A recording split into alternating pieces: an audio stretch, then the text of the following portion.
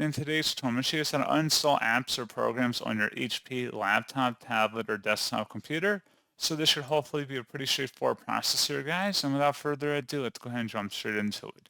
So all I have to do is open up the search menu, and you want to search for settings. Best result, you come back with settings. Go ahead and open that up. Select apps on the left panel, and then on the right side underneath apps, select installed apps. And then over here on the right side, just want to scroll down and locate the application or program you want to remove.